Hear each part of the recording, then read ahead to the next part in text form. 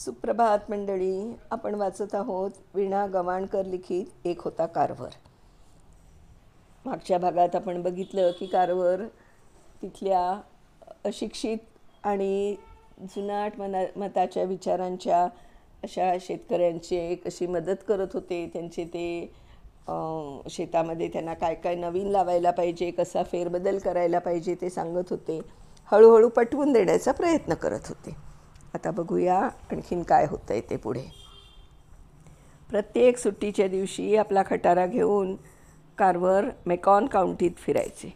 जत्रेच्या ठिकाणी जायचे, बाजाराचे ठिकाण गाठायचे, रस्त्याच्या कोपऱ्यावर खटारा थाटून लोकांना आपलं म्हणणं समजावून द्यायचे. लोक नीट शांतपणे ऐकायचे.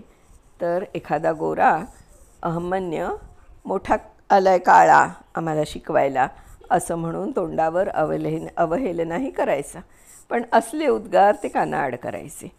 सुरुवातीला त्या अडाणी शेतकऱ्यांना वाटायचं की हे प्राध्यापक महाशय शिकलेले, काहीतरी अवघड न कळेलसं बोलणार, खूप काय काय न समजेलसं सांगणार. पण एकदा का त्यांनी प्राध्यापक कारभारांचं बोलणं ऐकलं की त्यांच्या मनातली अढी जाई. आपला खटारा उभा करायला प्राध्यापक कारभारांनी आणखी एक ठिकाण शोधलं होतं. एक गठ्ठा लोक हुकमी भेटण्याचं ठिकाण म्हणजे चर्च. आपल्या साथीदारांसह चर्चच्या दारात ते तयार असत. चर्च सुटलं की आतले प्रवचन ऐकून बाहेर पडलेले लोक त्यांचं प्रबोधन ऐकायला गोळा होत. सामाजिक आणि आर्थिक समस्यांचे गांभीर्य न जाणणारे महाभाग, विशेषतः धर्मगुरू, या प्रबोधनावर उखडत. प्रभूच्या विश्रांतीच्या दिवशी असले थेर केलेले त्यांना पसंत नसत. काही गोरे तर त्यांच्या या अशा सभा उधळायला टपलेले असत. आमच्या दयेवर जगलेले हे निगर इथे तरी नकोत असं म्हणत. म्हणजे काय तर आमच्यापेक्षा अधिक धान्य पिकवायला पाहणारे काळे नकोत. वास्तविक दक्षिणेत गरीब गोरा शेतकरी आणि निग्रो शेतकरी यांच्यात आर्थिकदृष्ट्या तफावत नव्हती.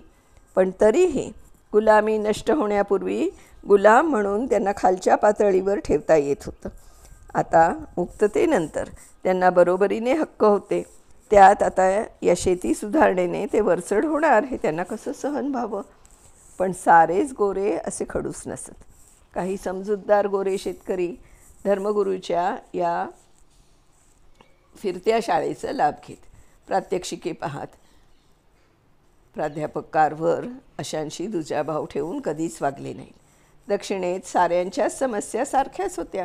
खाईतून साऱ्यांनाच वर काढायचं होतं. आहात तिथून पुढं चला हा प्राध्यापक कारभारांचा सांगावा उभ्या दक्षिणेसाठीच होता. हळूहळू त्यांनी दक्षिणेतील लोकांच्या आहाराच्या सवयी बदलल्या. अडचणीच्या काळात वापरण्यासाठी मांस कसं टिकवावं, भाजीपाला उन्हात वाळवून सुकवून त्याची बेगमी कशी करावी याची प्रात्यक्षिकं दिली. वैद्यकशास्त्राने जाहीरपणे सांगण्यापूर्वी कितीतरी आधीच त्यांनी लोकांना उपलब्ध अशी कच्ची फळं खाऊन आहारातील अन्नघटकांची त्रुटी भरून काढण्यास शिकवलं. उत्तम बियाण्याचा पुरवठा केला. उपजलेल्या धान्यापासून पदार्थ बनवण्याच्या कृती शिकवल्या. लोणची मुरांबे घालण्याच्या क्रिया त्यांच्या दैनिक जीवनात समाविष्ट केल्या. पिकलेल्या फळांच्या रसाच्या पोळ्या उन्हात वाटवून साठं घालायला शिकवलं. अनेक वर्षांच्या परंपरेनं लोकांच्या आहारविषयक सवयी ठरून गेलेल्या असतात. त्यात बदल घडवून आणायचा असेल तर त्यांच्या जेवणात नवीन पदार्थ समाविष्ट करायचे असतील तर ते नवीन पदार्थ आकर्षक आणि चवदार असले पाहिजेत. त्या दृष्टीनं नवीन पाककृती बनवून पाहायच्या, आहारदृष्ट्या त्यांची उपयुक्तता तपासायची. हा प्राध्यापक कारभारांचा नवा उद्योग होऊन बसला होता. युरोपीय पदार्थांच्या चवी घ्यायची संधी त्यांना कोण देणार. ते मात्र स्वतःच्या परीने नवनव्या पाककृती बनवून दक्षिणेच्या जेवणात विविधता आणत होते. त्यांचं प्रबोधन एवढ्यावरच थांबलं नाही. कपडे कसे धुवावेत, शारीरिक स्वच्छता कशी राखावी, पडदे कसे शिवावेत, बालसंवर्धन, पशुसंगोपन, कुक्कुटपालन इत्यादी विषयही या प्रबोधन मालिकेतून सुटले नाहीत. तसंच खोपटाच्या दाराला लाकडी ओंडक्याची एकच पायरी असण्यापेक्षा 3 पायऱ्या बसवणं सोयीचं कसं, शौचकूप कसे असावेत, वनस्पतींच्या तंतूपासून घोंगड्या कशा विणाव्यात, मातीपासून रंग बनवून घरं कशी रंगवावीत इत्यादी अनेक कलाही खेड्यातून रुजवल्या.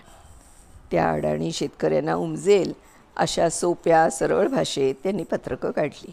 शाळेच्या शेतकी विभागाकडून खेडोपाडी पोचवली. पत्रकांचे विषय विविध असायचे. उदाहरणार्थ शेंगदाण्यांची लागवड कशी करावी, त्यापासून तयार होऊ शकणारे 105 खाद्यपदार्थ, टोमॅटोची लागवड कशी करावी, शेतकरी त्यांची रताळी कशी वाचवू शकतील, वराहपालन, अलाबामास पशुपालन कसे फायदेशीर ठरेल, उन्हाळ्यात मांस खारवून कसं टिकवाल, आपल्या जमिनीचा कस वाढवून कसा टिकवाल, इत्यादी इत्यादी. एवढंच नव्हे तर दररोज 5 सेंट्स वाचवले तर जमलेल्या पुंजीतून वर्षअखेरीस 3 एकर जमीन विकत घेता येते, हेही त्यांनी आपल्या बांधवांना दाखवून दिलं. मग त्या गरीब शेतकऱ्यांची गाडगी मडकी रोज 5 सेंट्सची सुटी नाणी पोटात साठवू लागली. वर्षाअखेरीस जमिनी खरेदीचे व्यवहार होऊ लागले. जमिनीवरची मालकी ही भावना गरीब शेतकऱ्यांना सुखवू लागली. आत्मसन्मान वाढला. जमीनदारीचं जोखड सैल करण्याचा हा मार्ग शेतकऱ्यांना पटला. आर्थिक स्थैर्याची शाश्वती नजरेच्या टप्प्यात येऊ लागली. प्राध्यापक कारभार ओळखून चुकले होते की जोपर्यंत दक्षिणेचा शेतकरी समृद्धीच्या पातळीवर पोचत नाही तोपर्यंत दक्षिणेच्या संस्कृतीला भवितव्य नाही. शेतकऱ्यांचं समृद्ध जीवन राष्ट्रविकास घडवत असतं. म्हणून शेतकऱ्यांचा सर्वांगीण विकास झाला पाहिजे. सर्वसामान्य शेतकऱ्याने आत्मविकसनाचा प्रयत्न केला तर प्रत्येकाने सुधारणा आत्मसात केल्या तर त्यांना स्वतःची अशी संस्कृती निर्माण करता येईल.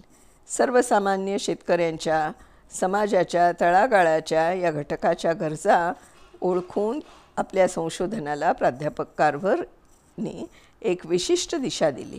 आपल्या कार्याचा वेग वाढता ठेवला. त्यांच्या मोहक साधेपणानं घरगुती वागण्यानं दक्षिणेच्या शेतकऱ्याला ते आता परके वाटत नसत. शेतकरी वर्ग त्यांचा चाहता बनला. एवढ्या मोठ्या प्राध्यापकाचे कृषीतज्ञाचे बोलणे वागणे किती साधे आणि सहज असते याचंच साऱ्यांना अप्रूप वाटे. हे फिरतं प्रदर्शन गावोगाव जाई. बैलगाडीवर वस्तू मांडणं, पुन्हा खोक्यात भरणं इत्यादी सारी कामे ते जातीने करीत. कोणी खोडसाळपणे एखादी वस्तू पळवू नये किंवा तिचा गैरवापर करू नये म्हणून ते जागरूक असत. शिवाय या खबरदारीमागे आणखी एक कारण होतं.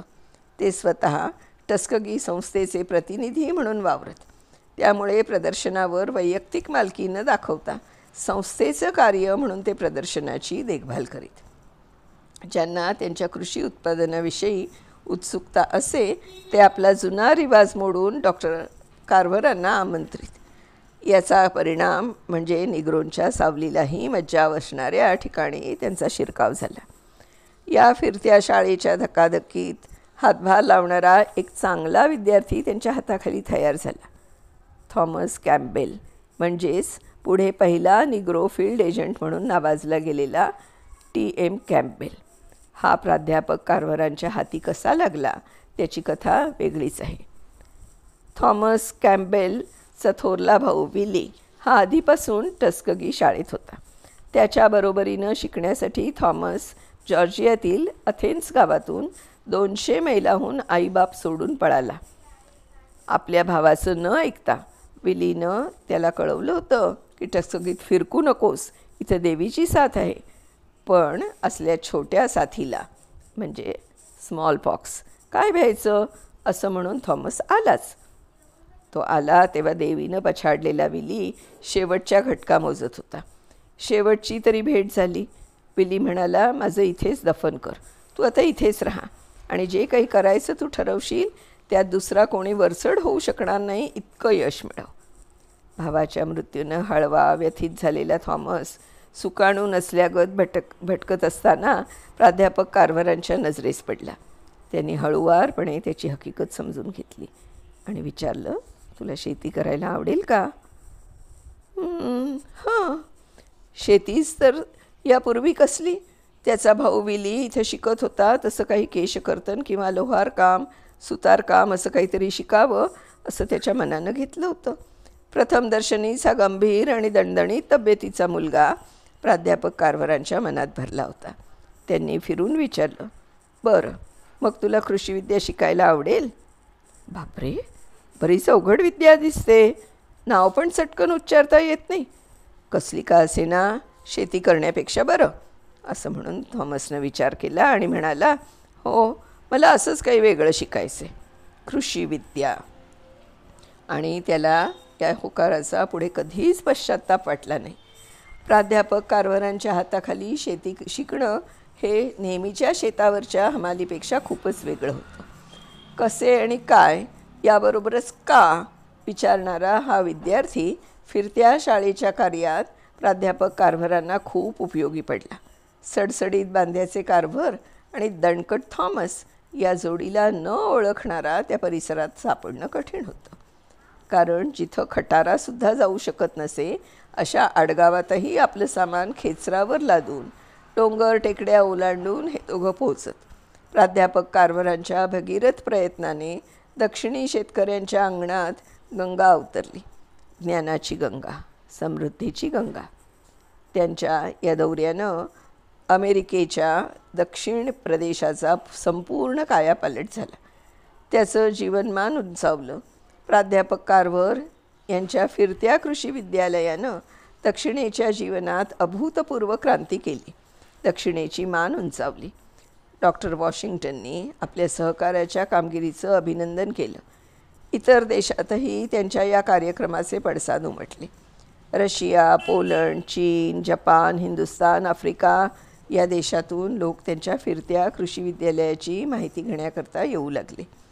स्वतःच्या देशाच्या संदर्भात या उपक्रमाचा उहापोह करू लागले. ठिकठिकाणाहून त्यांना व्याख्यानासाठी बोलावणी येऊ लागली. त्यांच्या बुद्धिवैभवाने आणि मूलगामी संशोधनाने सारं जग स्तिमित झालं. टस्कगीला तिच्या कष्टाचं फळ मिळालं. शाळेची भरभराट होऊ लागली.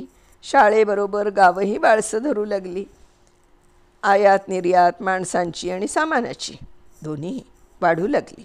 टस्कगी स्टेशनवर उतरवलेला माल टस्कगी शाळेपर्यंत पोचवण्याची यातायात टाळण्यासाठी जवळच्या चेहॉ स्टेशनपासून टस्कगी शाळेपर्यंत नवा लोहमार्ग टाकण्यात आला.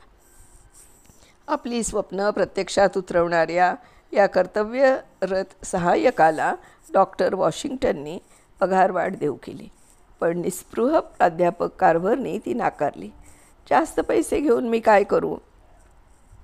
तेही खरंच, सारी धरणीच ज्याची, चार भिंतीबाहेरचं त्याचा संसार, त्याला काय हवं असणार? डॉक्टर वॉशिंग्टन आपल्या ठिकठिकाणच्या व्याख्यानातून आपल्या या निस्वार्थी निगर्वी सहकार्याचा गौरवपूर्ण उल्लेख करत असत. या देशानं जन्माला घातलेल्या काही पुरुषोत्तमांपैकी श्री कारभार हे एक आहेत. आम्हाला आणखी असे अर्धा डझन तरी कारभार लाभले तर काय. फिरत्या कृषी विद्यालयाची सुरुवात करून समाज प्रबोधनाचा नवा पायंडा पाडण्यात आपण यशस्वी झालो याबद्दल प्राध्यापक कारभारांना नेहमी कृतार्थ वाटते. माझ्या आयुष्यातील महत्त्वाची कामगिरी असा ते आपल्या फिरत्या शाळेचा उल्लेख करत. त्यांच्या हरितक्रांतीने दक्षिणेकडच्या दरिद्री शेतकऱ्यांचं जीवन उजळून निघालं. त्यांच्या आयुष्याला नवा अर्थ लाभला. या फिरत्या कृषी विद्यालयाचा विस्तार पुढे खूप वाढला. 1918मध्ये अलाबामा सरकारनं या कामासाठी एक मोठा ट्रक दिला. या फिरत्या शाळेचं महत्त्व शेतकऱ्यांना एवढं जाणवलं होतं की कालांतराने जेव्हा हा ट्रक अतिवापराने निरुपयोगी झाला तेव्हा त्यांनी वर्गणी काढून $5,000 उभे केले आणि शाळेला नवा अधिक मोठा ट्रक विकत घेऊन दिला. अमेरिकेचा हा आग्नेयेकडचा प्रदेश एकेकाळी खनिज संपत्ती, मनुष्यबळ आणि वनसंपत्ती या बाबतीत नशीबवान होता. आता तो आपल्या कर्तबगारीने दरिद्री झाला होता. त्यात वंश वर्णभेदांच्या झगड्यांची भर.